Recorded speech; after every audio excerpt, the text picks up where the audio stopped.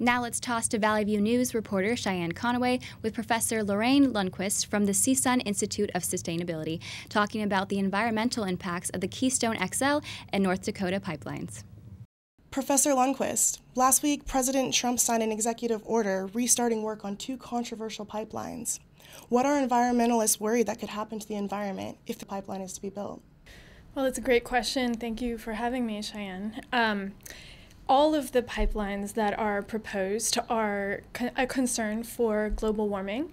More than 190 countries around the world have signed an agreement saying that we are going to try to keep the amount of warming in our planet less than 2 degrees. It doesn't sound like much, but the effects can be really, really devastating, kind of like when you have a fever and your entire body has its temperature raised. And the studies show that in order to meet those targets, we can't have any new fossil fuel infrastructure at all. Also, there's two pipelines. One of the pipelines in particular threatens land that is land occupied and reserved for Native American tribes. The Lakota Sioux tribe and the Standing Rock Sioux tribe are on land that they should be able to have a say what happens to that land, and the pipeline goes directly under the water source for these tribes. And it is a concern because pipelines frequently leak and threaten the water supply. Is there a more environmentally friendly way they could go about building these pipelines? Not really, no. Pipelines leak, and the fact is we do not need new pipelines. Maybe there are back when we still needed new fossil fuel infrastructure, there were probably better ways to create pipelines, but right now we are at a very clear turning point where we have to reduce our fossil fuel use, and that is proceeding really quite rapidly. Renewable energy sources and electric cars and many other clean energy technologies are doing fabulously and growing by leaps and bounds.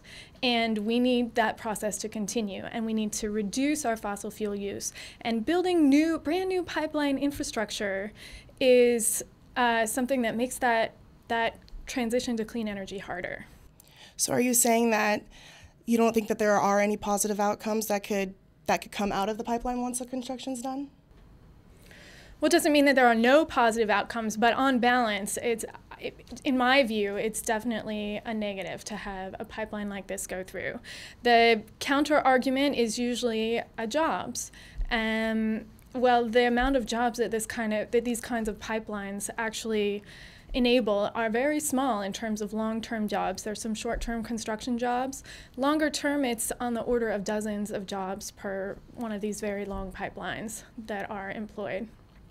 And really, it's a false trade-off because the clean energy technologies, like the solar industry, for example, right now already employs more workers, and they're more likely to be local workers than the coal industry does. And the clean energy revolution is, in general, providing more jobs than fossil fuels. And per amount of energy, the clean energy technologies provide more jobs than per amount of fossil fuel energy. And is there anything else that you would like to add? Well, I think we really need to think about the long-term goals of our planet. I think we need to actually pay attention to this looming crisis of global warming and what it threatens, because it really does threaten our livelihoods, and it threatens all people on this planet. And while the countries in the world have come together and agreed that we are going to limit the amount of warming that we experience, building new pipelines is not going to allow us to fulfill those goals. And there's one more thing I want to say, which is that indigenous peoples around the world have really been on the front lines of this fight to preserve our species and to preserve our planet against this threat of global warming. Well, thank you so much, Professor Lundquist, for sitting down with us. Now back to you guys in the studio.